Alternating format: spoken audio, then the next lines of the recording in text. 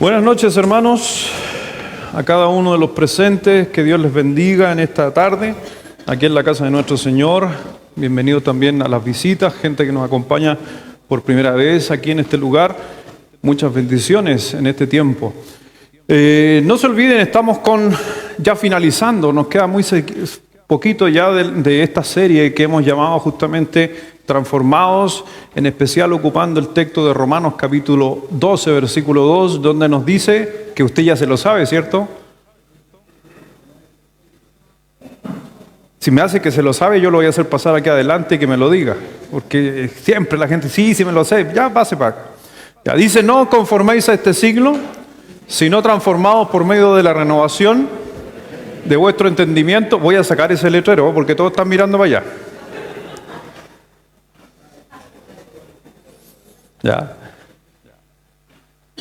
A todos juntos. No mire, vaya, no, la tentación no lo gane. Ya. Todos juntos, a la 1, a las 2 y a las 3. No os conforméis, sino transformaos para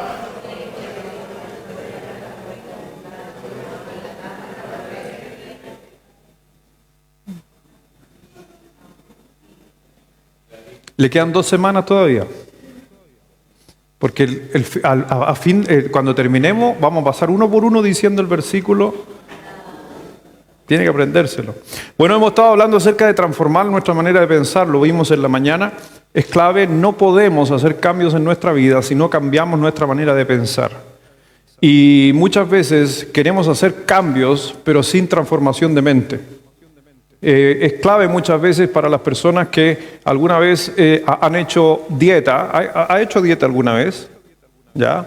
¿No? Yo sé que ustedes no. ¿Ya? Pero una de las cosas que realmente logran muchas veces que uno baje de peso, por ejemplo, es que empecemos a pensar de la alimentación y recibamos información en cuanto a la alimentación, y eso va a ir creando en nosotros un hábito de alimentarnos de buena manera.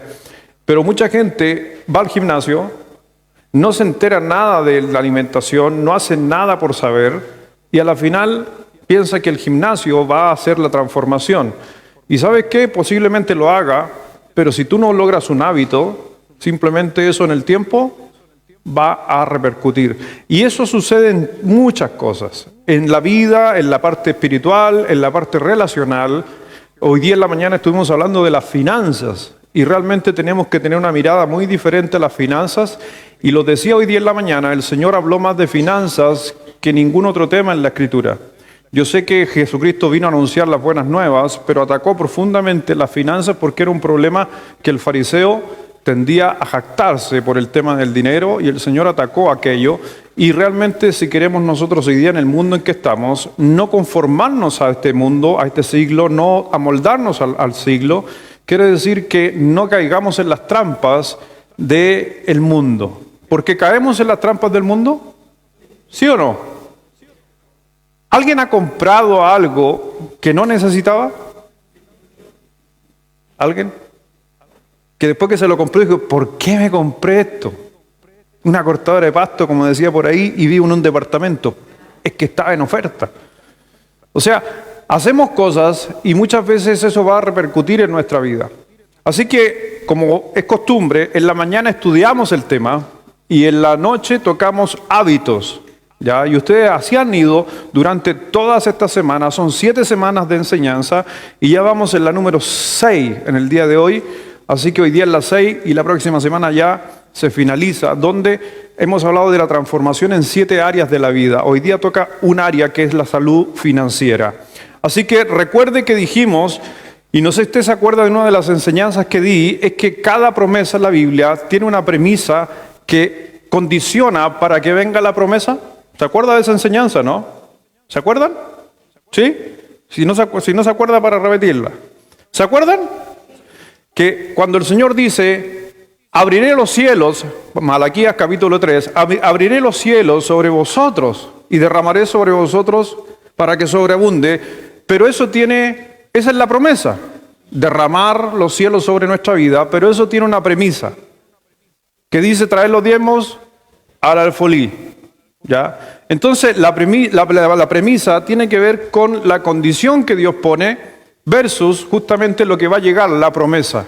Y déjeme decirle que la Escritura está llena de promesas que tienen muchas premisas. Y hay que cumplirlas para que Dios nos bendiga. Yo quiero ser bendecido, no sé tú, yo quiero que Dios me bendiga, pero eso también me lleva a mí una responsabilidad. Así que el día de hoy vamos a ver 7 hábitos que la Biblia nos va a mencionar. No son hábitos míos, aunque lucho por lograrlos, porque hay que hacerlo así, hay que lograr vivir el Evangelio.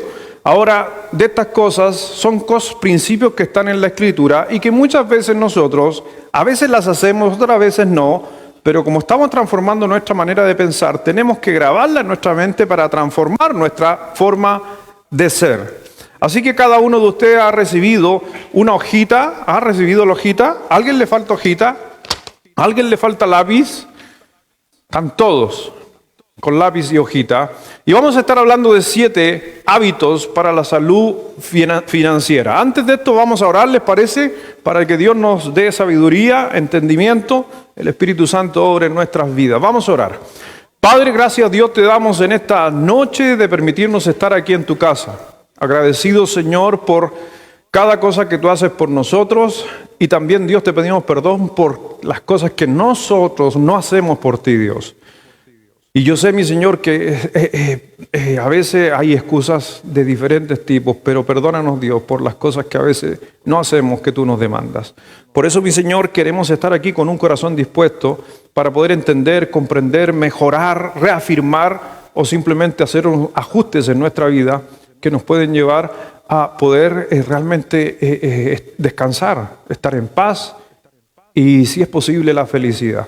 Pero Dios, sabemos que tú estás al control de todo. Queremos cederte a ti el control de todo lo que se haga aquí en este lugar, en esta noche. Obra en nuestras vidas y realmente también trabaja, no solamente aquí, sino que también trabaja con nuestros hijos que también están aprendiendo, recibiendo enseñanza y que creo que van a llevarnos mucha ventaja en el Evangelio. Bendice Dios a cada uno. Gracias, Padre, por permitirnos estar en este lugar. En el nombre de Jesús. Amén. Así que veamos estos hábitos y ahora vamos a ver el primer hábito. ¿Qué quiere decir un hábito? Algo que usted practica. Y déjeme decirle antes de avanzar, es algo que yo he visto en la Escritura y quiero compartir con ustedes, que ustedes van a tener 7 hábitos. Pero déjeme decirle que estos hábitos están o los establecí conforme a un orden. ¿Ya? Hay que establecer un orden con estos hábitos. Tenemos que vivirlos así, uno tras otro, tras otro, tras otros. Yo sé que a veces tratamos de vivir estos hábitos y yo conozco a algunos de ustedes que veo estos hábitos en ustedes. Pero déjeme decirle que yo a lo mejor he hecho 5 hábitos de los 7 y eso está reduciendo la bendición de Dios. Yo puedo tener 6 y me falta 1 y aún así estoy reduciendo la bendición de Dios en mi vida. Pero yo quiero ser plenamente bendecido y es por eso que Dios le dijo, ¿se acuerda a Josué en el capítulo 1? Todo lo que hagas prosperará, pero si meditas de día y de noche, si te deleitas en la palabra de Dios, ahí tienen ustedes la premisa. Tienes que deleitarte y buscar de Dios y yo voy a bendecirte en todo lo que tú hagas. Esto lo vimos en la mañana, no es evangelio de prosperidad, porque en realidad yo puedo ser, y lo dije en la mañana, puedo no tener dinero y aún así soy feliz. No puedo tener dinero y aún así Dios me bendice. O puedo tener mucho dinero y Dios igual me sigue bendiciendo. Así que no pasa por el tema del dinero, pasa por otros temas. Número 1, quiero que veamos este primer hábito mencionado en la Escritura. Número 1, anoten su hoja, debo confiar en Dios como mi fuente y mi proveedor. Debo confiar en Dios como mi fuente y mi proveedor. En la mañana mencionaba un poquito de la Pampilla. ¿Quién va a ir a la Pampilla? Yo sé que hay algunos que no les gusta.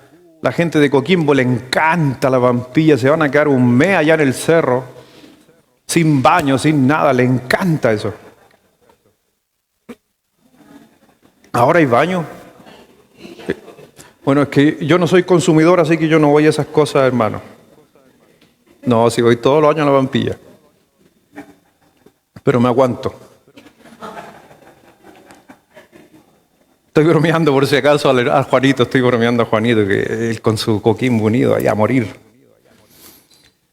Debo confiar en Dios como mi fuente y mi proveedor. ¿Ya? ¿Sabes qué? Lo veíamos en la mañana. ¿Dónde debemos confiar? En las cosas que son eternas. Porque si yo confío en algo que es perecedero, se puede perder. ¿Sí o no?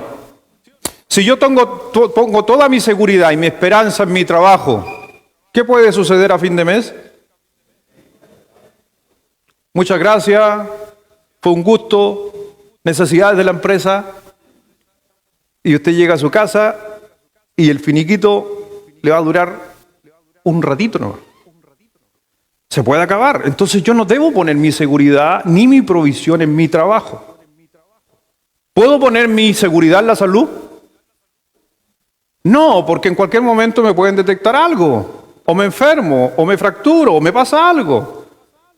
¿Puedo confiar inclusive en mi matrimonio? No importa que quede sin trabajo, pero tengo a mi señora. ¿Y qué pasa si la señora se aburre de ti porque no tienes dinero? Hay alguna así por si acaso, la que tengo yo espero que no sea así. A las buenas y en las malas. ¿Amén? Pero ¿se puede acabar el matrimonio? ¿Se puede morir tu cónyuge? Entonces, no pongas tu provisión, tu fuente, en algo que no es eterno. Por eso Dios, hay dos cosas que yo donde invierto, y ojalá usted pueda invertir eternamente. Número uno, en Dios. Invierta en Dios. ¿Dios es eterno? Entonces confía en Él, pon toda tu fe sobre Él porque es eterno. Y la segunda cosa que estoy tratando de hacer, y cada día lo estoy haciendo más, y hemos conversado en el grupo de Transformados, que yo lo estoy poniendo en las relaciones, en personas. Pero no en cualquier persona, sino en personas creyentes. Y algunos dicen, pero pastor, ¿por qué en personas creyentes? Porque déjeme decirle algo. ¿Usted es salvo por la gracia del Señor Jesucristo? ¿Usted es eterno? Sí, pues, así que nos vamos a encontrar allá. Hay dos cosas que yo invierto, y dése cuenta lo que hizo el Señor Jesucristo. ¿Dónde invirtió más tiempo Él? Número uno, en la cruz, para dar la vida por nosotros. ¿Y dónde pasó más tiempo? ¿Con quién pasó más tiempo? Con sus discípulos, personas. Es porque sabía Dios que es una buena inversión. Pero por eso no confíes en tu empleo, tu fuente de ingresos. No te olvides que Dios no es tu empleo. Yo sé que tu empleador te paga, pero déjame decirte que todo eso proviene de Dios. ¿Amén? Si es así, ¿has visto usted, ha ido a su casa y abre la llave del agua? Excepto cuando está en la selva. Para mi hermano que están en la selva, ¿dónde había que ir a buscar agua?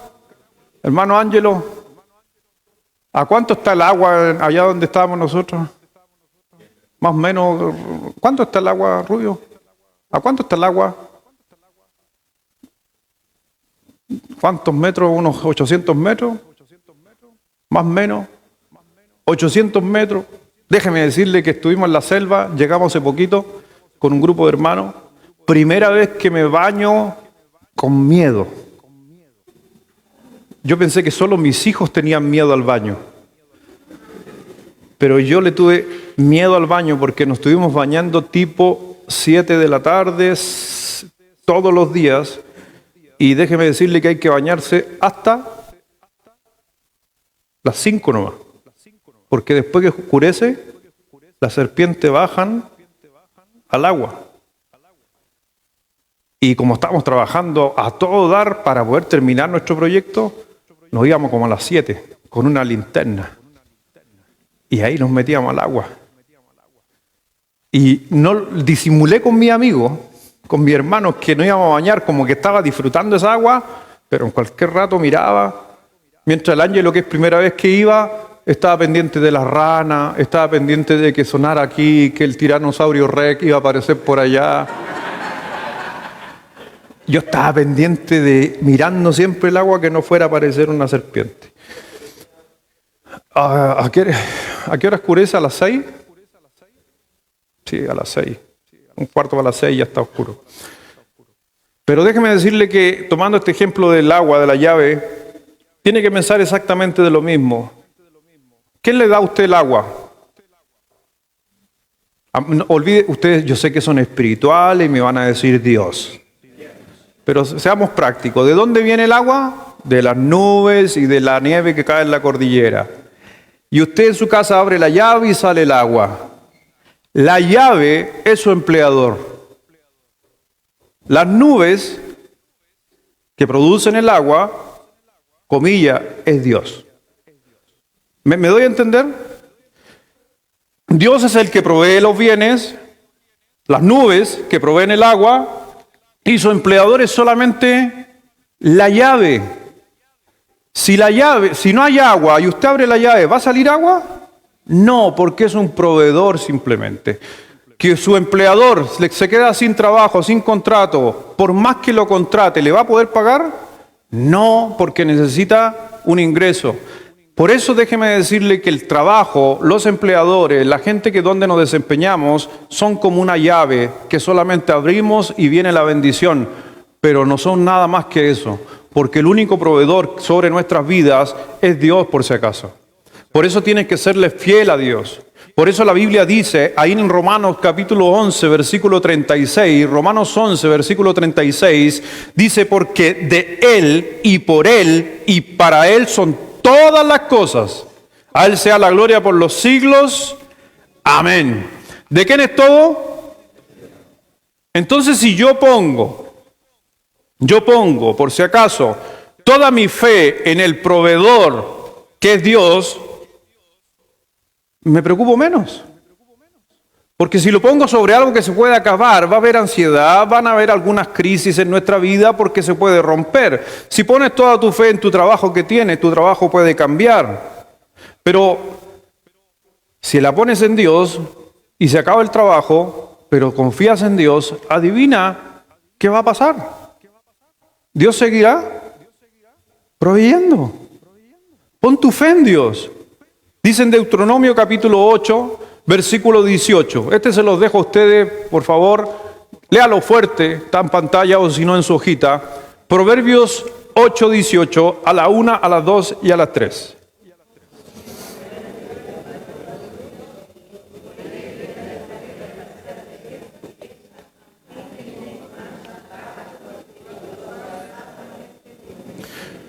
Porque yo sé que a la mente de nosotros viene cuando uno dice todo es de Dios y todo lo que viene parte de Él, todo lo que tú haces es de Él. Y alguno va a decir en su mente, ay, pero pastor, un momento, yo trabajo por mi dinero.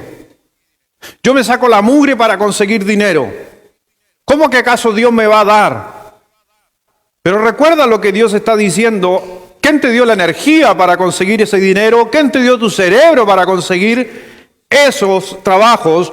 Por eso Deuteronomio 8:18 dice, si no, acuérdate de quién, de Jehová tu Dios, porque Él te da ¿qué cosa? El poder para ¿qué cosa? Entonces déjame decirte, Dios te da la capacidad, el poder para hacer recursos, generar recursos. Sí.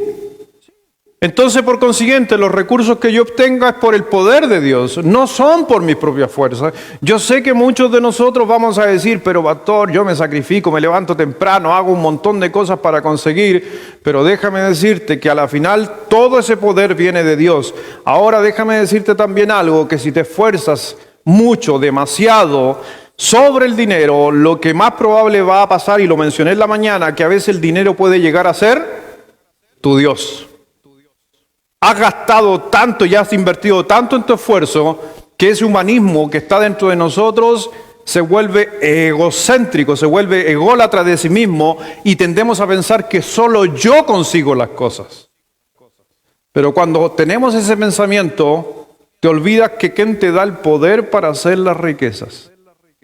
¿Y de quién es el poder para hacer las riquezas? Lo dice el texto. ¿Quién te da la fuerza y el poder para hacer las riquezas? Jehová, a fin de confirmar el pacto que juró a tus padres, les dijo el Señor.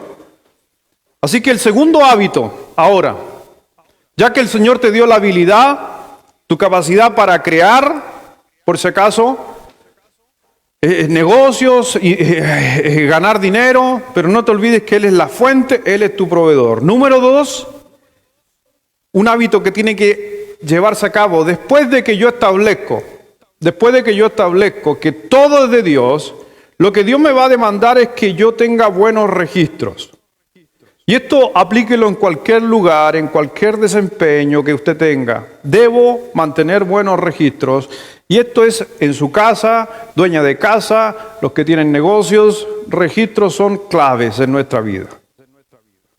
Porque ¿sabes qué? Si quieres una bendición de parte de Dios sobre nuestra vida, si quieres que las promesas de Dios se cumplan en tu vida, el Señor nos demanda tener anotaciones, buenos registros de nuestra parte financiera.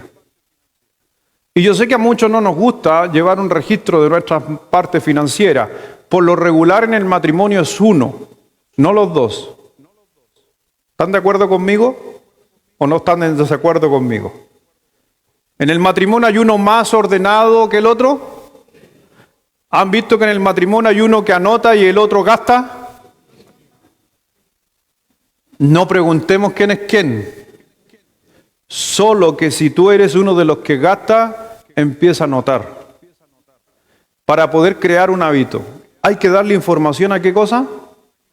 A la mente para poder cambiar.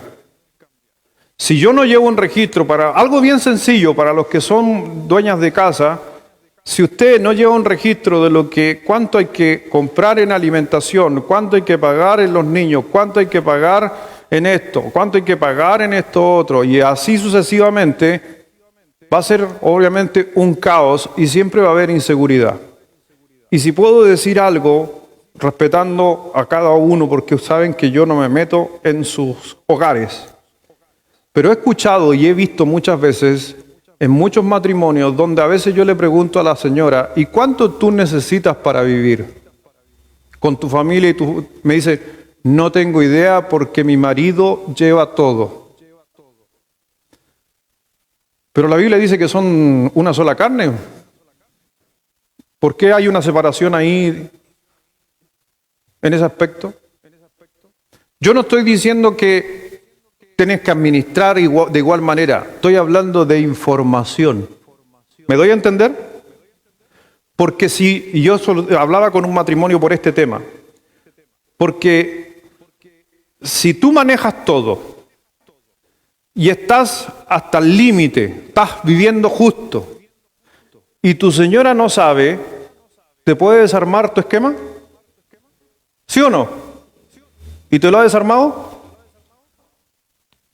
Pero el problema no fue ella, el problema fuiste tú. Porque sobre todo cuando llevamos un plan, por lo menos necesitamos ambos saber cuánto necesitamos para sobrevivir.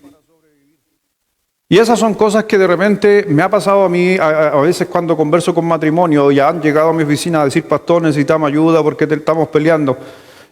Y lo he dicho siempre, ¿cuáles son las 3 peleas dentro del matrimonio más comunes? Número 1, por poder. ¿Quién manda? ¿Quién la lleva? ¿Quién da instrucción en la casa? Que yo le dije a mi hijo que no saliera y tú le dijiste que sí. Siempre va a haber problema de poder. Es la naturaleza pecadora del hombre. Segundo, por el placer. ¿Ya? Y que van de la mano. Porque si tengo mucho dinero, adivine dónde voy a ser tentado por lo regular. En el placer. Es por eso que dentro del matrimonio, yo sé que ya se fueron todos los niños, ¿cierto? Por eso se pelea por la intimidad sexual. No es un tema que voy a tocar en esta noche, pero déjeme decirle que es la segunda razón por qué se pelea más en el matrimonio, por la intimidad sexual. Que está cansado, que no aquí, que allá, que le cortó el suministro, la luz, el agua, todo, porque se portó mal, porque están enojados y un montón de cosas. Eso va a crear conflicto. Y la tercera y la número 1, ¿por qué se pelea en el matrimonio? Es por dinero. Y a veces se pelea por dinero por la falta de conocimiento de lo que estoy hablando aquí. Mire lo que dice Proverbios 27, versículo 23 al 24. ¿Lo quiere leer usted o no? ¿Sí? ¿Quiere leer la palabra de Dios o no? A mí me gusta escucharlo leer a ustedes. Eso aprende uno que le queda más. Todos juntos lo que dice Proverbios 27, 23, ahí Salomón diciéndonos en estos textos, a la 1, a las 2 y a las 3.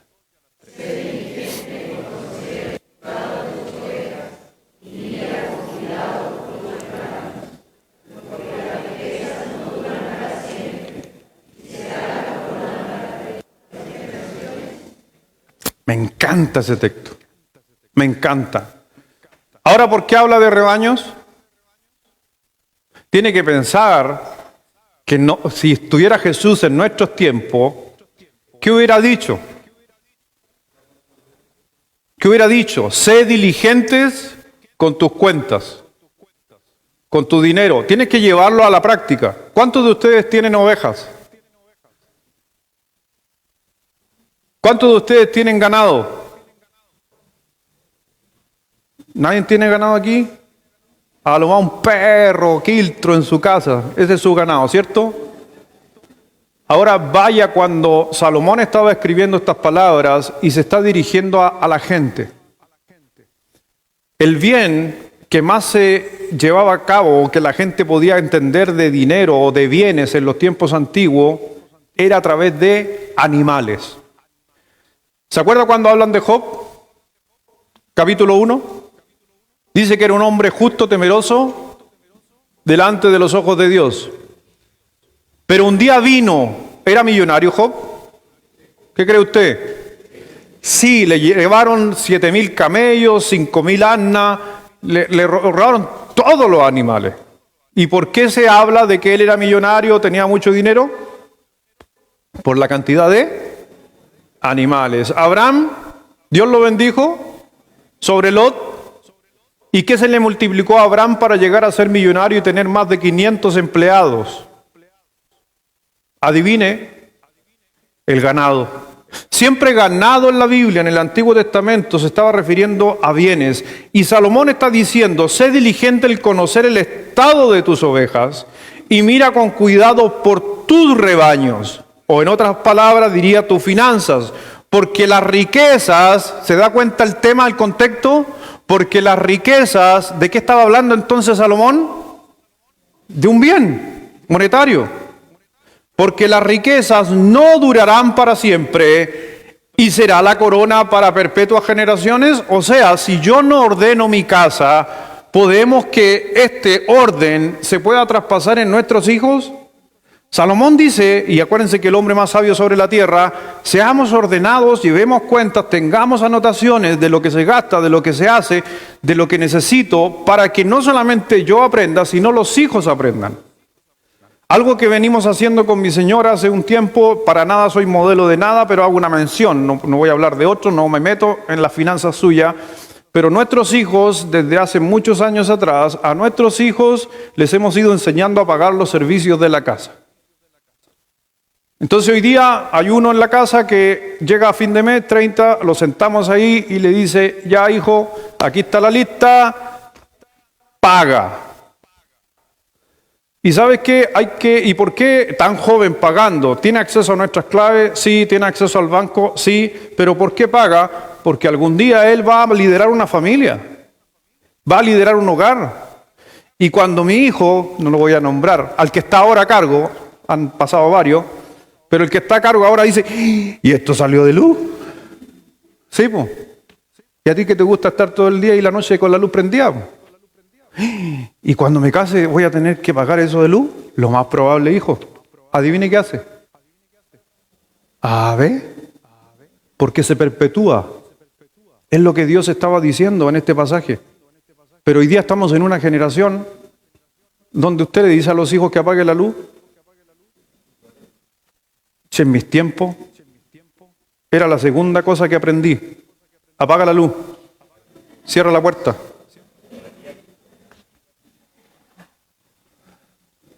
¿Sí o no? ¿Y hoy día? No, nuestros hijos se quedan con la tele prendida hasta el otro día. No importa. Hay que entender que todo eso tiene que estar dentro de lo que nosotros llevamos justamente un orden. ¿Sabe qué? En los tiempos bíblicos era fácil saber quién era rico porque tenía mucho ganado, muchas ovejas. Por eso Salomón está diciendo, cuida de tus rebaños. Ojo con tus finanzas. Así que he escuchado justamente decir hoy día que el dinero muchas veces, y lo vimos en la mañana, se va. Hoy no sé cómo se me fue la plata. ¿Ha escuchado eso? Y lo dije en la mañana, ¿se acuerda por qué? ¿Qué dijo el Señor de la plata? ¿Cómo era la plata? Como las águilas. ¿Qué pasa con las águilas? Vuelan. ¿Y alguien aquí no se dio cuenta que se le volaron las 5 lucas, 10 lucas que tenía en el bolsillo en un abrir y cerrar de ojos? ¿Alguien? ¿Sí o no? Va al cine y no sabe cómo. Vamos a Ecuador, no sabemos cómo, de dónde gastamos y de cómo se nos fue la plata. Y sobre todo, ojo con eso, para los que han viajado al extranjero, en Ecuador se trabaja con el dólar. Y un dolarcito son 1.000 pesitos. Pero nuestra cabeza está habituada a 1.000. Entonces un dolarcito no es nada, po. Aunque siguen siendo 1.000 pesos. ¿Estamos de acuerdo? Hasta que le dicen, ¿cuánto es? Son 15 dolarcitos. Besi. Así hablan allá. Besi, es como casero. 15 dolarcitos. Y, 15. Hoy tan barato 15. Son 15 luquitas por si acaso. ¿Cuánto vale el ponchito para llevarle a mi suegra? 60 dolarcitos. A ver qué tanto reclama allá. ¿Qué pasa, suegrita? ¿Ah? Pero si fue su hija a Ecuador, que le traiga algo a ella. Aparte, ella es la que administra la finanza. 60 dolarcitos son 55.000 pesitos. Ojo con eso también. Sobre todo si no ocupa dinero y ocupa su tarjetita. Pero ¿sabes qué? Debemos entender que el Señor nos demanda a nosotros llevar un orden. Y muchas veces hoy día, yo sé que en el matrimonio hay uno más ordenado que el otro. Y ¿sabes qué? Hay veces hay que ser tan sensato de decirle a las personas que están a nuestro alrededor, que en este caso mi esposa o yo o viceversa, si soy más ordenado de llevar cuenta, pedirle a ellos que lleven el registro de las cosas. Pero déjeme decirlo, tiene que saber el estado de su ganado. ¿Quiénes? Ambos. Porque ya no son más dos, sino son una sola carne, pero también pueden llegar a ciertos acuerdos, que no es necesario que se entere de todo, pero por lo menos se entere lo que se necesita para cubrir las necesidades del hogar. Mire, piense por un momento, aquellos que les gusta manejar cosas en secreto. Usted me acompaña a la selva, lo pica una serpiente, se muere.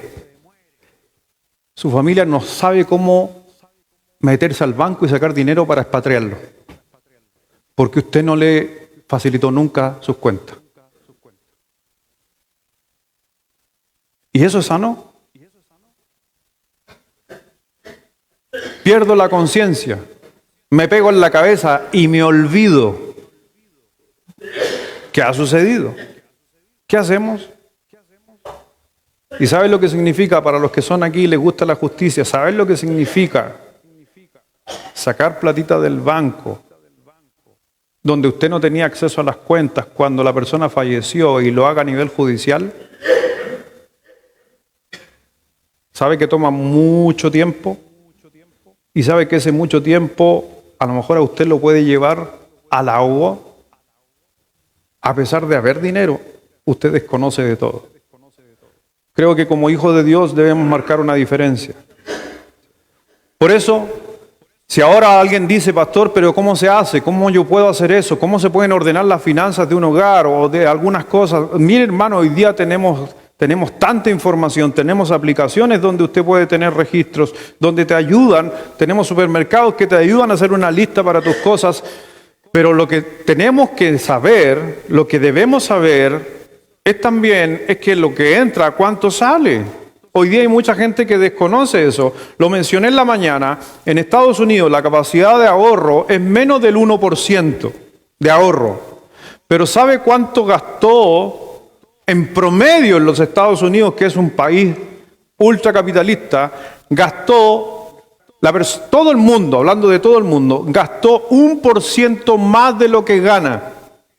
¿Quién? Todo Estados Unidos. ¿Qué nos dice ese porcentaje?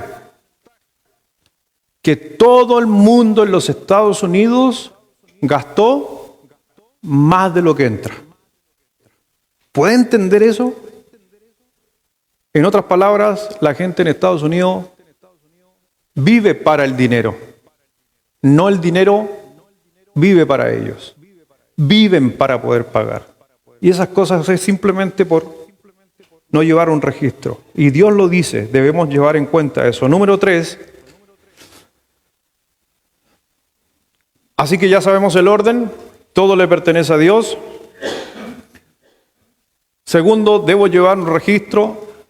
Y lo que también debemos entender que es un hábito que debemos llevar a cabo, más allá de que tú estés de acuerdo o no, déjame mencionarlo, la Biblia dice que debo dar lo primero de regreso a Dios.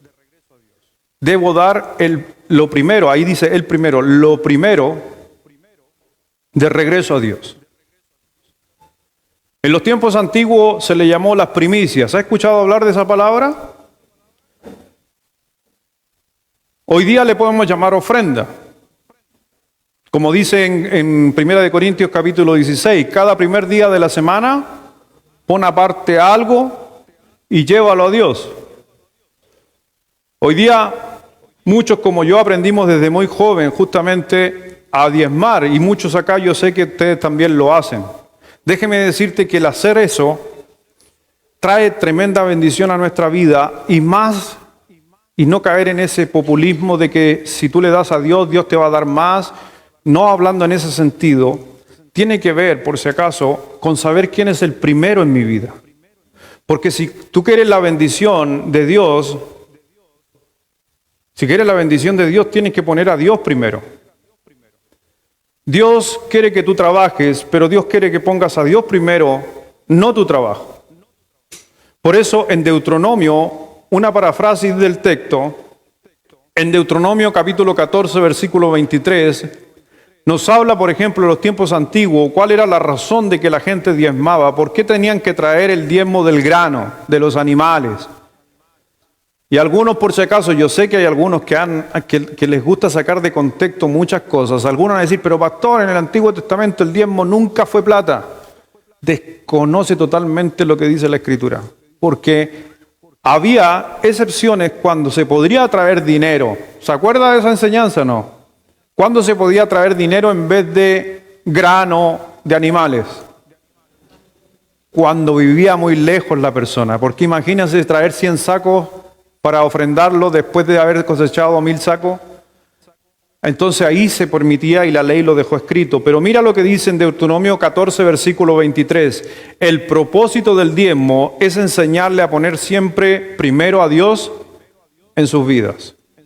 En aquellos tiempos el sacerdocio era lo que manejaba, por si acaso, el tabernáculo, todo el templo, donde Dios descendía a ese lugar y estaba ahí, y la gente traía todo.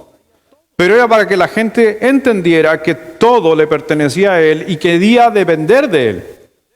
El Señor dice en el libro de Proverbios, capítulo 3, versículo del 9 al 10, dice así la palabra de nuestro Señor: honra a Jehová con tus bienes y con las primicias de todos tus frutos, y serán llenos tus graneros con abundancia y tus lagares rebosarán de mosto. ¿Se da cuenta que es una promesa? Que tiene una premisa, y por consiguiente, si hay una premisa, ¿qué es lo que hay? Una promesa. ¿Cómo va a ser Dios llenar mis alcancías? Contextualícelo. ¿Alguien de ustedes aquí tiene alambiques, cubas grandes de donde guarden vino nuevo? ¿No? ¿Quién guardaba vino nuevo? La gente que tenía, no los curados, el que tenía. Ahora déjenme, si alguien anda con otra traducción, porque la traducción aquí, yo sé que muchos de repente quieren tomar estos pasajes, más que se viene el 18, ocupan estos pasajes para decir, pastor, gracias pastor, me ayudó para esta semana. No, yo no te estoy ayudando para esta semana. ¿Por qué? Si alguien tiene una versión nueva, cambiaría: tus lagares rebosarán de mosto. Dice: tus lagares rebosarán de vino nuevo. ¿Y qué es el vino nuevo? Un vino con muy poco grado alcohólico. Que era donde justamente se molía el jugo de uva y se echaba y se empezaba a poner un poquito picante. Hoy hubieran visto al hermano cómo tomaban chicha allá en la selva, hermano. Ese Ángelo.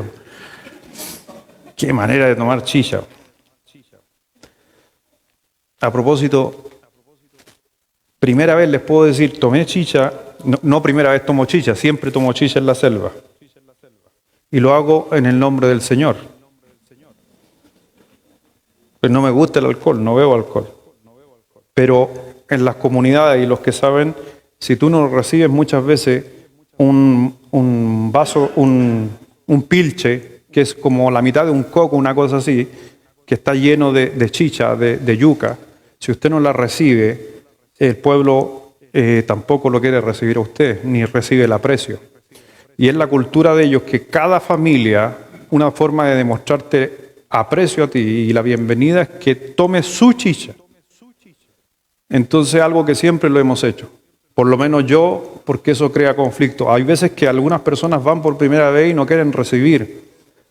Y a veces nos causa problema, no a ellos, nos causa problema a nosotros en un futuro. Porque después dice: pastor, y la gente que usted trajo, ninguno quiso recibir ni comer nada. Y se molestan con uno.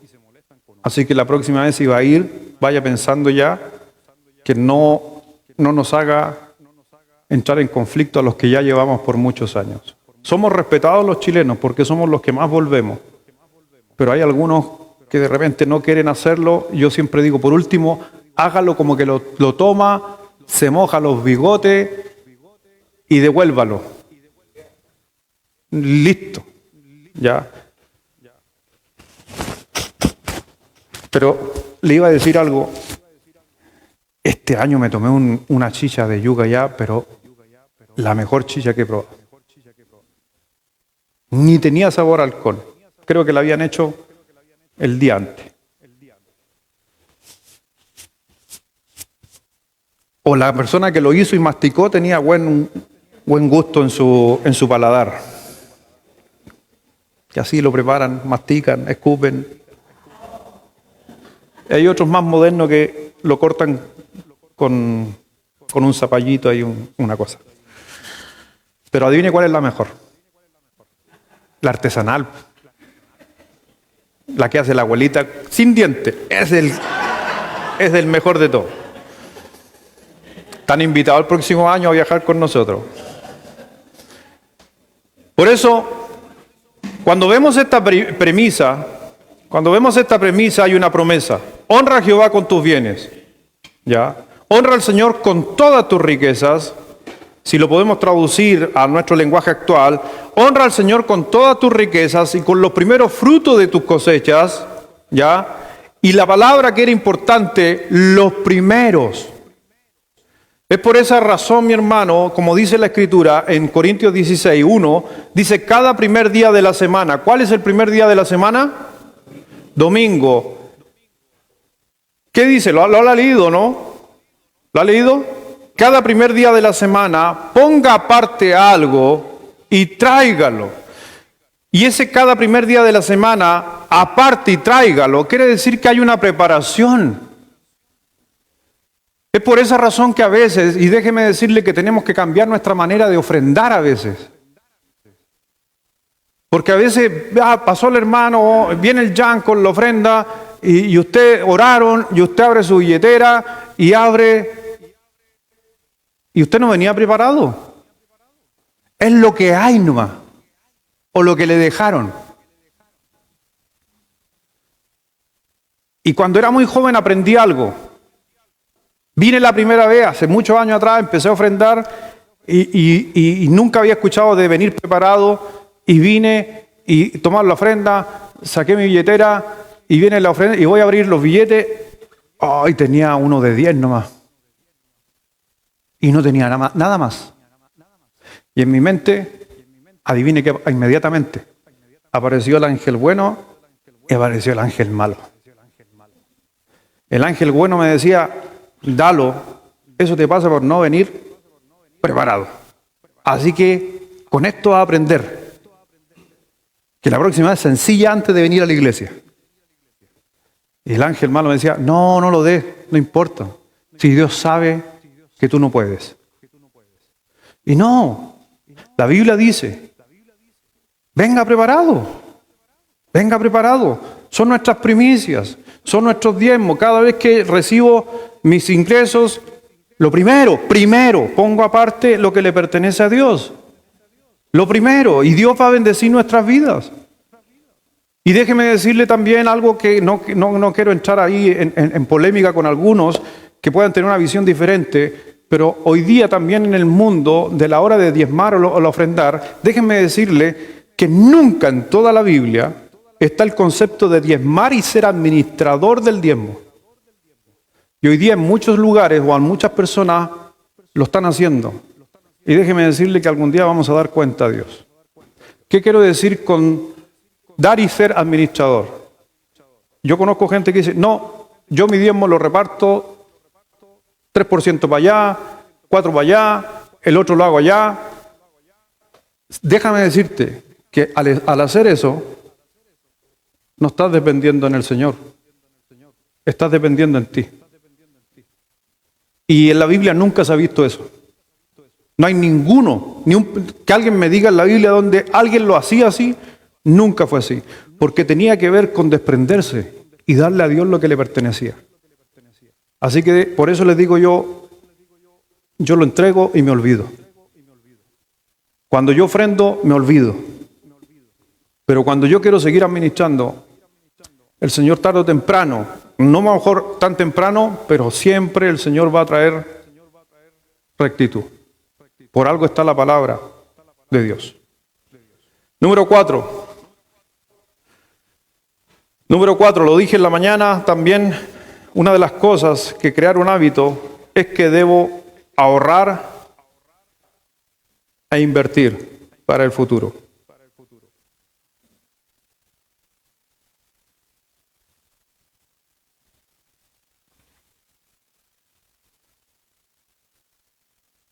¿Usted le cree a Dios? ¿Sí? Ya. Porque esto no es algo mío. Proverbios 21:20. Proverbios 21:20. Dice, en una paráfrasis, para que lo entendamos, el hombre sabio ahorra para el futuro, pero el hombre necio gasta todo lo que recibe. ¿Ya? Tesoro precioso y aceite hay en las casas del sabio, porque ahorra aceite, guarda aceite. Mas el hombre insensato todo lo disipa, todo lo gasta. Tiene que entender que todo se está refiriendo a bienes. ¿Sabe cuánto era muy valioso el aceite? Era valioso. La sal, en los tiempos antiguos. Entonces, cuando vemos estos textos, el Señor sigue ocupando el mismo concepto. Tesoro precioso y aceite hay en la casa del sabio. ¿Por qué hay aceite? Porque ahorra aceite. ¿Se podría haber gastado todo el aceite? Sí, pero la Biblia dice, Dios dice, en cambio el necio gasta todo lo que recibe, o el hombre insensato que es necio, todo lo disipa, todo lo gasta. No es algo mío, hermano, déjeme decirle, es algo que Dios nos está enseñando y como les decía, hay veces que nosotros, inclusive yo, a lo mejor no ahorramos lo que yo debería ahorrar, porque a veces caigo en la presunción. ¿Sabía usted que la presunción es pecado? ¿Sabe usted eso? La presunción. ¿Qué es la presunción? Presumir que algo va a llegar. ¿Y qué quiero decir con la presunción? Porque también a veces la sacan fuera de contexto. Hay muchos pasajes que en la Biblia sacan fuera de contexto. La Biblia dice, por ejemplo, un versículo que lo vamos a ver, dice, no debáis nada a nadie. Entonces la gente dice, pastor, no hay que deberle a nadie, no hay que, nada, ninguno, no hay que pedir prestado nada. ¿Estamos de acuerdo? Pero ¿cómo algunos se compraron el auto debiendo? ¿O la casa a 20 años? ¿Cómo se llama eso? ¿No es presunción? ¿O sí es presunción?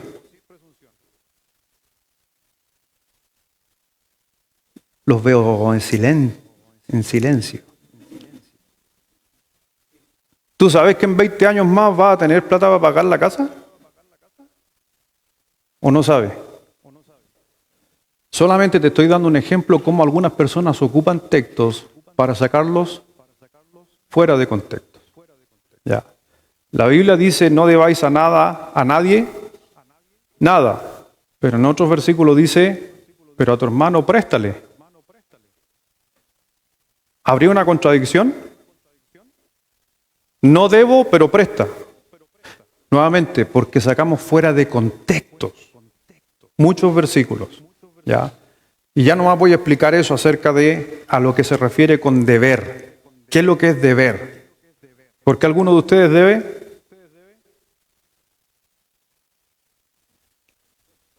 ¿Alguien debe? Pero nuevamente, bíblicamente, ¿qué es lo que es deber? Entonces, si yo tengo y compré una casa 20 años y la estoy pagando, ¿debo? No, no debo. Por eso no es presunción. Todo tiene una explicación. Si usted está pagando una cuota en Falabella, usted no debe. Si la deja de pagar, debe. Ahora, si pago el mínimo de la tarjeta de crédito, el mínimo, ¿usted debe o no debe? Sí debe. ¿Por qué no está pagando la deuda? Está pagando intereses. Porque el mínimo son intereses. Por eso si el mínimo son 100, pague 101 y no debe. Son tecnicismos, pero para que la gente entienda. Por eso muchas veces la gente ocupa estos textos, saca totalmente fuera de contexto. Y si vamos a predicar, no debáis nada a nadie, todos, que la mayoría estamos sonados. O mi hijo, préstame papi, nunca me han devuelto, me deben toda la vida. ¿Por qué digo esto? Porque, por ejemplo, lo dije en la mañana, ¿qué porcentaje ahorran en Japón? 25%. En Europa, 18%. La capacidad de ahorro en Chile, 8% ahorra. Ahora, ¿usted le cree a Dios? ¿Y Dios qué dice? ¿Tengo que ahorrar? Si usted es un cristiano, va a tener que empezar a cambiar el hábito y ahorrar. Y yo sé que aquí van a aparecer algunos pensamientos de el ángel malo. Y van a decir, pero pastor, no me alcanza. ¿Alguien no le alcanza por ahorrar? Déjame decirte que el tema del ahorro no se trata de la cantidad, sino se trata de la acción.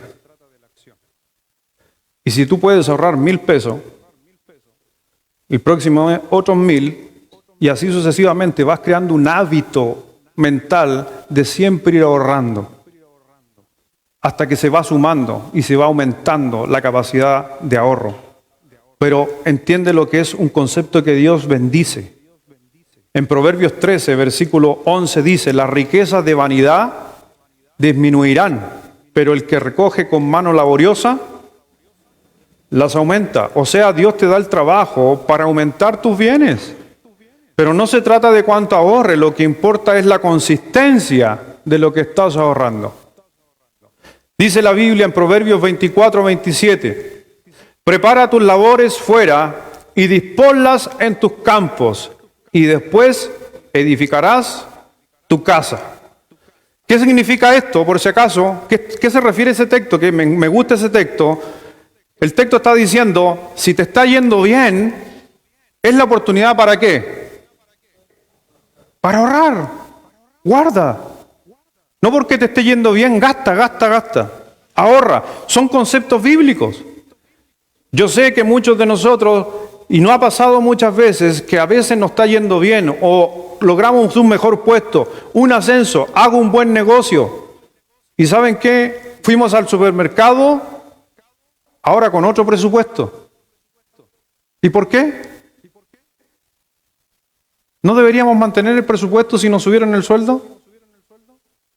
Ahora ya no llevamos aceite a cuenta, ahora llevamos Miraflores.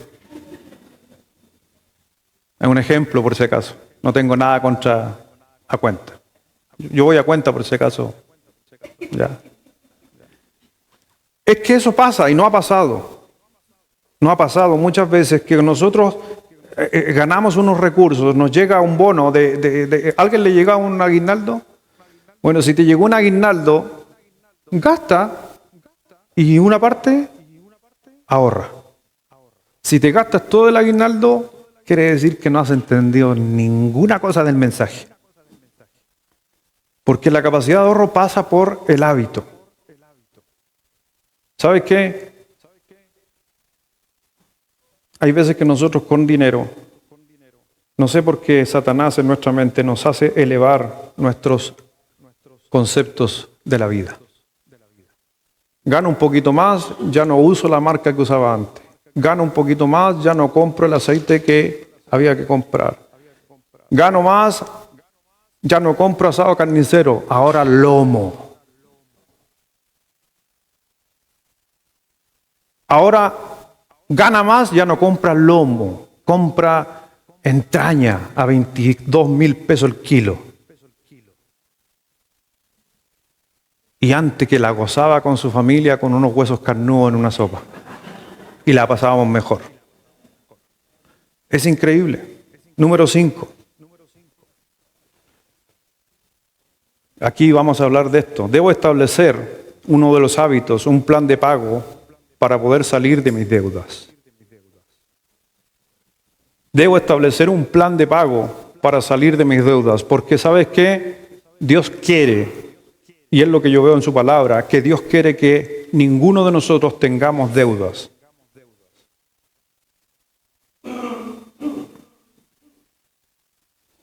¿Sabe por qué? ¿Por qué Dios no quiere que tengamos deudas? Y recién hice una pequeña explicación. ¿Qué es lo que es una deuda? Pero ¿sabe por qué Dios no quiere que tengamos deuda? Esto es mi mirada, lo estoy aprendiendo, porque cuando yo no tengo deuda, Él me puede decir a mí qué hacer. Lo vuelvo a decir. Cuando yo no tengo deuda, Él me puede a mí decir qué hacer. Porque cuando tengo deuda, yo le tengo que decir a Dios lo que Él puede hacer. ¿Me doy a entender o no? ¿O está difícil? ¿Mario? ¿Me entiende? ¿Alguien no me entiende? Levante la mano. No, allá. Mi suegrita, justo usted. Yo le explico a usted, suegrita. ¿Ya? Cuando yo tomo decisiones en mi vida y adquiero cosas, por ejemplo, ya compré este parlante para mi casa, para el karaoke del 18, del año nuevo. Tengo que pagar el famoso parlante, ¿cierto? Entonces eso quiere decir que voy a tener que hacer una horita extra o arreglármelas para pagar ese parlante. Pero viene, no sé, el hermano Mario y me dice, Pastor Lucho, lo invito a un asadito en mi casa para poder compartir entre nosotros y reforzar nuestra amistad. Dios lo puso. ¿Qué le digo yo a él si tengo que pagar ese parlante? ¿Puedo ir o no puedo ir? No puedo ir porque tengo que pagar el parlantito. ¿Me doy a entender? Por eso cuando yo tengo y no tengo deudas, yo me doy ciertas licencias en el buen sentido de la palabra para que Dios me diga, hermano, vamos a una conferencia de matrimonio el 27 de septiembre allá a Hualpén. Y algunos dirían, vamos pastor. ¿Por qué? Porque tiene su capacidad de no deberle a nadie. No pidió todos los días de vacaciones, así que puede pedir días de vacaciones, y así sucesivamente. ¿Me estoy dando a entender? Pero cuando yo soy esclavo de una deuda, y por eso la Biblia habla de la esclavitud, ¿Quién es mi jefe? ¿La deuda o Dios? Y cuando le digo, vamos a una actividad, vamos a evangelizar, no, es que tengo mucha pega porque tengo que terminar, o si no, a fin de mes no voy a llegar. Ese es el tema. Dios quiere que tú seas bendecido. Déjame decirte, yo he visto aquí a muchos de ustedes que Dios los ha bendecido. Y es por eso que muchos de ustedes que son bendecidos pueden decir, pastor, vamos, pastor, hagamos esto, pastor, hoy día vamos a hacer esto otro, hoy día vamos a juntar con unos amigos a compartir y no ir nada a trabajar. ¿Por qué no le deben a nadie? Por eso Dios quiere bendecirnos a nosotros. No estoy diciendo por si acaso de que no hay que endeudarse, no, quiere decir que Dios tenga el control. Por eso dice en Proverbios 3:27. Mire lo que nos dice Proverbios 3:27.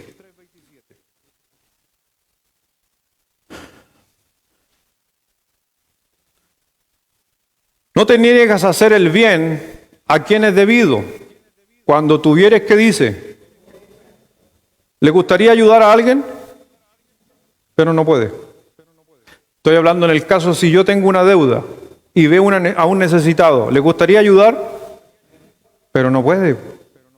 Ahora, si usted no tuviera ninguna deuda y ve a un necesitado, ¿puede ayudar? Sí, por eso es el concepto. Dios nos va a ocupar, pero a veces Dios no nos puede ocupar más de lo que Él quiere, porque yo estoy metido en una deuda, en un problema. Por eso, déjame decirte, Dios quiere realmente que estemos sin deuda. No es algo humano, es algo de Dios. En Romanos 13, versículo 8, otro pasaje conocido. Todos juntos ahí, a la 1, a las 2 y a las 3.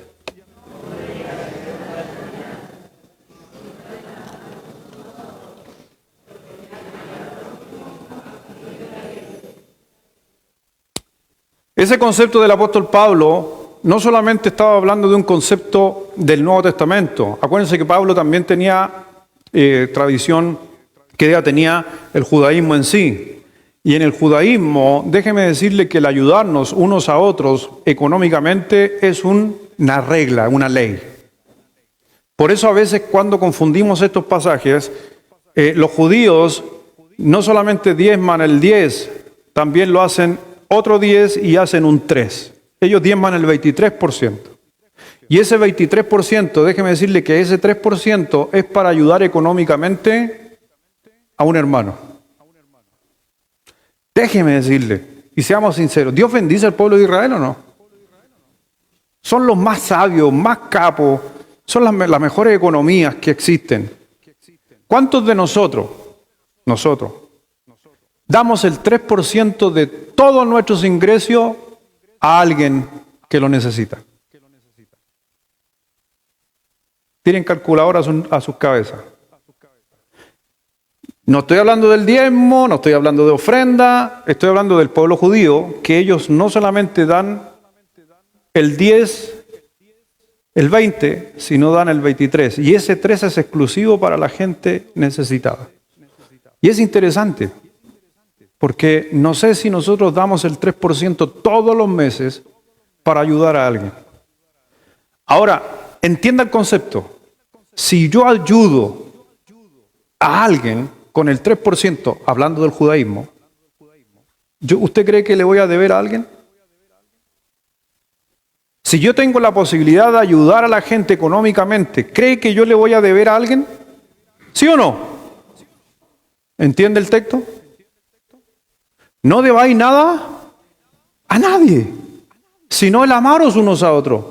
O sea, si yo le doy todo a la otro, no voy a deber porque tengo la capacidad de hacerlo. Pero a veces debemos, y al hecho de deber nos hacemos esclavos del dinero, del trabajo, y a la final, ¿puedo amar a los otros? ¿Puedo bendecir a los otros? ¿Puedo ayudar a los otros? No es así. Por eso el Señor quiere sacarnos un poco de esto. Y es por eso que yo sé, mi hermano, que muchos de nosotros vamos a decir, pero pastor, mire, usted está hablando del diezmo, está hablando de ahorrar, y ahora más encima tengo que pagar mis deudas. Pero si no me alcanza, lo más probable tiene que ver porque tú vives para el dinero, no el dinero vive para ti. Y esa es la razón. Déjame decirte que Si no tenemos la capacidad de diezmar, de ofrendar, de ayudar a alguien, lo más probable es que yo sea un esclavo del dinero. ¿Se puede corregir eso? ¿Sí? Porque ¿sabes qué? Acuérdate de que hay una premisa y hay una promesa. El diezmar es un acto de fe. Es un acto de fe. Cuando no lo hago es un acto de egoísmo. Por eso, lo primero, a Dios. El segundo 10 es para uno. 10% a Dios, el 10% te lo pagas a ti mismo de ahorro. Es por eso que el mundo judío y mucha gente hoy día siguen el concepto. Había un hombre famoso, millonario, que lo he mencionado en algunas predicaciones, y ustedes han escuchado hablar de él, Rockefeller Jr. ¿Han escuchado hablar de Rockefeller? Él llegó en su momento a ser el hombre con más dinero en el mundo, en su momento. Él tenía este concepto en su cabeza, que hasta el día de hoy se estudia un poco y es medio famoso. Rockefeller venía de familia judía y en su cabeza él tenía el concepto 10, 10, 80. ¿Qué es el concepto 10, 10, 80 de Rockefeller? 10% le pertenecen a ¿quién? A Dios. Por eso cuando le preguntaron, ¿y usted cómo llegó a ser tan millonario? Le preguntan a Rockefeller y él dice con el principio 10, 10, 80. ¿Y qué es el principio 10, 10, 10, 80? Es que el 10% de lo que yo gano es del Señor. El otro 10% lo ahorro y vivo con el 80. ¿Y sabes qué? Interesante. ¿Cómo llegó a ser? ¿Y sabe qué hacía Rockefeller? El papá con Rockefeller, ¿sabe qué hacían? ¿Ah, le dio la historia de Rockefeller o no? Vendía en la calle. Era vendedor ambulante. Y llegó a ser el hombre más millonario del mundo. Los pollitos, una alpargata al lado de Rockefeller. Para los más antiguos saben de qué estoy hablando, ¿cierto? Juntando pollito y pollito. No, ustedes son muy jóvenes, así que no van a entender. Pero que había un personaje que dijo que se hizo millonario con pollitos. Pero déjame decirte, si tuviéramos la capacidad, y quizás debemos ponerlo en práctica, pues yo quiero depender de Dios. Si pudiera el 10% del Señor, el 10% para guardarlo y vivir con el 80%. Y mucha gente dice, pero pastor, no me alcanza. Nuevamente, porque a lo mejor tu presupuesto no es sobre el 80%, es sobre el 110. Y todos los meses vamos a quedar debiendo 10, 10, 10, 10. Por eso, si no te alcanza para ahorrar, no te alcanza para diezmar, creo que estás gastando más allá de tus posibilidades. Hay que hacer un ajuste. Todos hemos estado en ese proceso y nos hemos metido y nos hemos equivocado. Porque déjame decirte que tus deseos siempre excederán tus ingresos. ¿Estoy de acuerdo con eso? ¿Están de acuerdo con eso? Vuelvo a decirlo.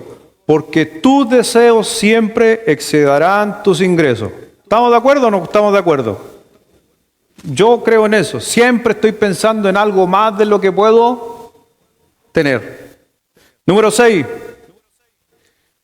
Para poder llegar a ese 60-80, la Biblia nos dice, o que diga 20, 10, 10, 80, para poder tener una capacidad de ahorro, darle a Dios lo que pertenece y el resto vivir, para eso, número 6, debo hacer un presupuesto de mis gastos.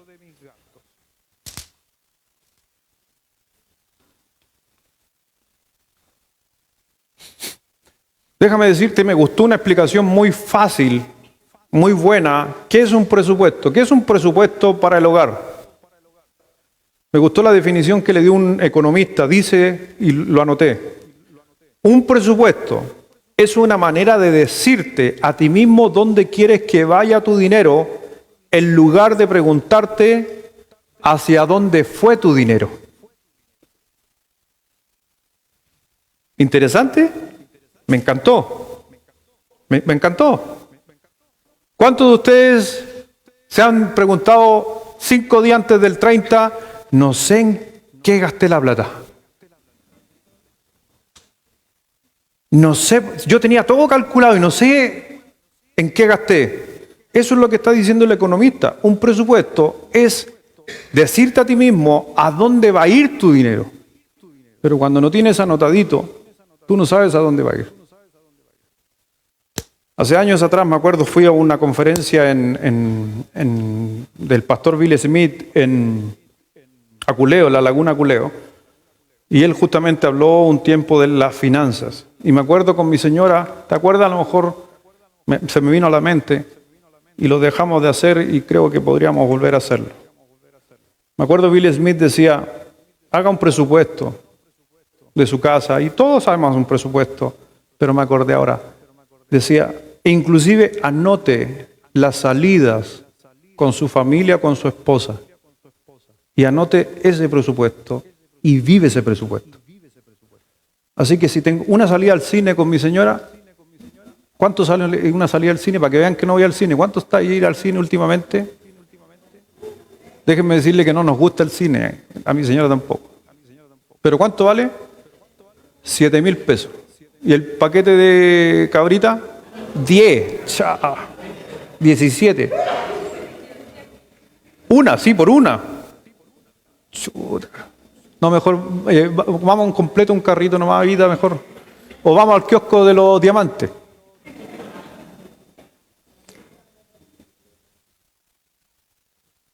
¿Está en el presupuesto? Las 5 luquitas a los niños cada vez que van a salir, o las 2 luquitas, ¿están en el presupuesto? ¿Qué para el pasaje está en el presupuesto? Bill Smith nos enseñaba mucho acerca de eso, y ¿sabe qué? Tenía razón. La Biblia dice en Proverbios 21:5. Mire lo que dice Proverbios 21:5. Los pensamientos del diligente ciertamente tienden ¿a qué cosa? A la abundancia. Mas todo el que se apresura alocadamente, de cierto va. ¿Sabe quién gasta alocadamente? El que no tiene un presupuesto. ¿Sí o no? Porque si lo tenemos dentro de un presupuesto, ¿sé cuánto voy a gastar? ¿Sé qué voy a comprar?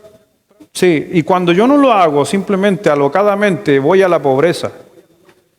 Así que significa que hacer las cosas alocadamente, algunos de ustedes por no tener un presupuesto, ¿podemos hacer algo alocadamente en el mall? Y saben a ustedes que lo que la Biblia está refiriéndose a apresura alocadamente es un concepto que los vendedores aman.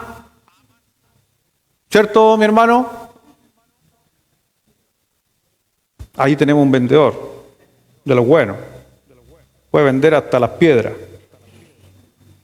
¿Sí? ¿Cuántos de nosotros hemos ido a buscar una cosa y salimos con otra cosa? Una compra impulsiva. Y los comerciantes lo saben. Y las personas que están que manejan las góndolas lo saben. Aquí hay varios. ¿Usted cree que por casualidad está el tarrito a la altura de sus ojos cuando usted entra al supermercado? No, está estudiado.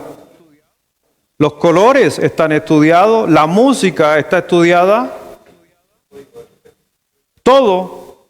El Gino ahí también sabe por qué hacía muebles para instituciones de este tipo. Todo está pensado y lo van guiando usted por donde usted tiene que antojarse. Y adivine que hay una palabra que aman los vendedores, que empieza con D. Descuentos. Que esa es una palabra que está en nuestra mente y que muchos se vuelven locos. Ah, pero mira, está en descuento. ¿Sabes qué? La Biblia nos habla mucho acerca de hacer las cosas alocadamente en cuanto a los presupuestos.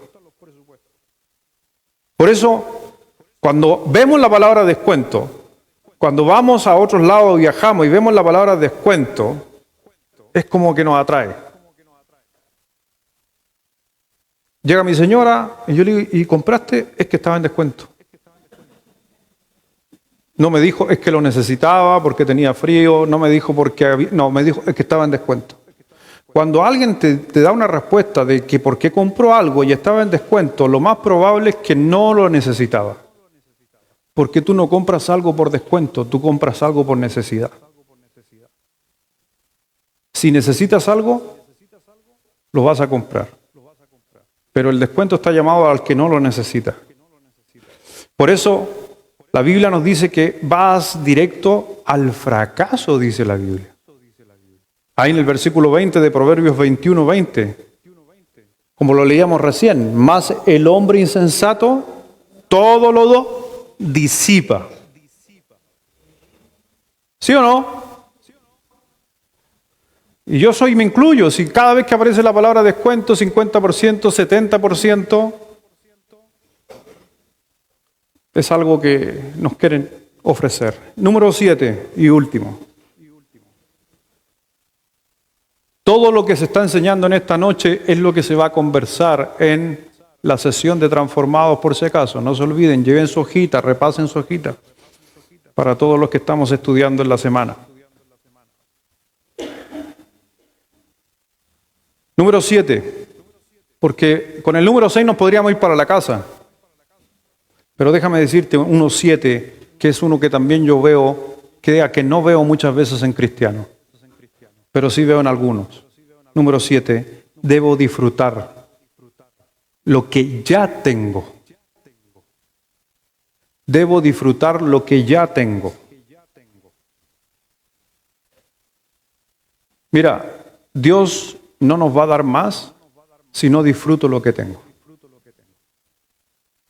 Y es por esa razón que mucha gente tiene que aprender, porque esto es algo que se aprende, a estar satisfecho.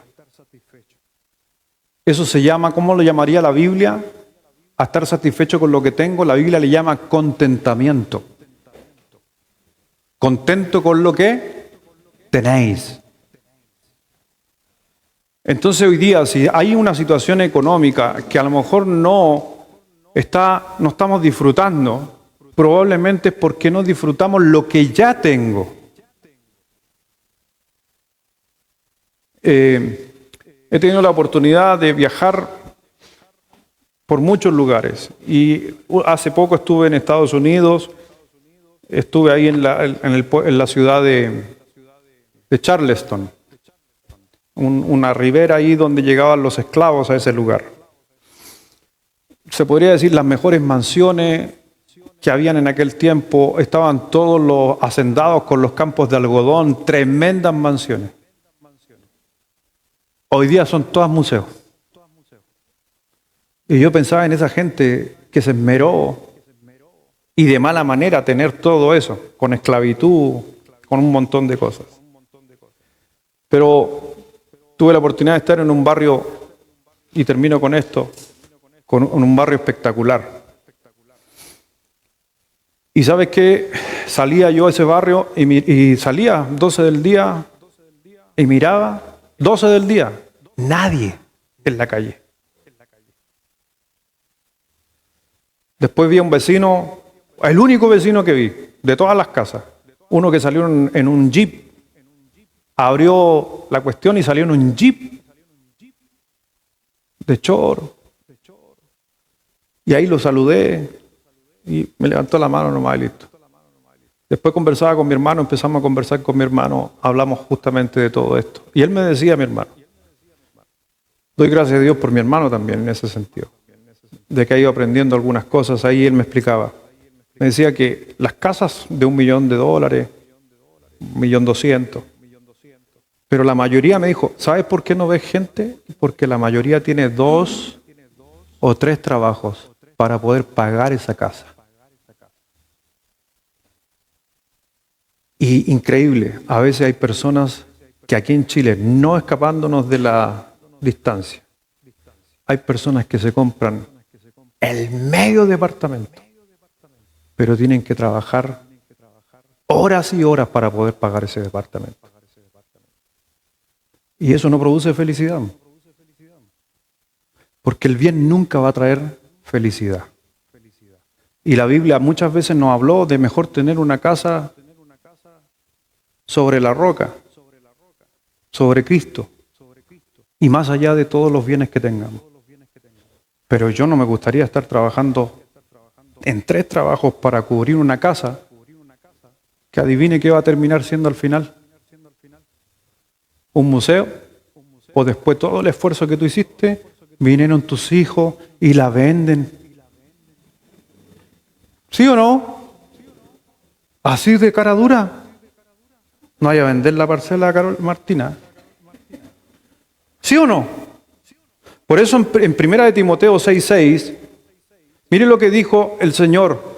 Disfruta lo que tienes. La piedad es una gran ganancia cuando va acompañada de ¿qué cosa?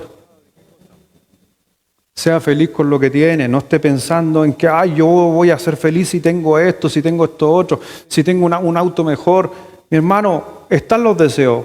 A uno le gustaría tener un auto mejor, pero hay que entender las capacidades. ¿Vamos a estar trabajando y esforzándonos para tener un auto del año? O mejor tener un autito de 3, 4 años. Y no trabajar tanto y pasar más tiempo con la familia. A eso me estoy refiriendo.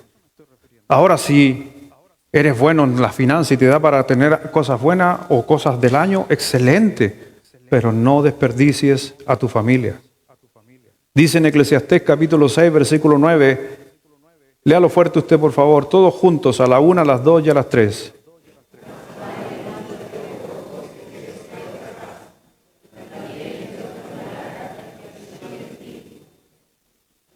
Me encanta.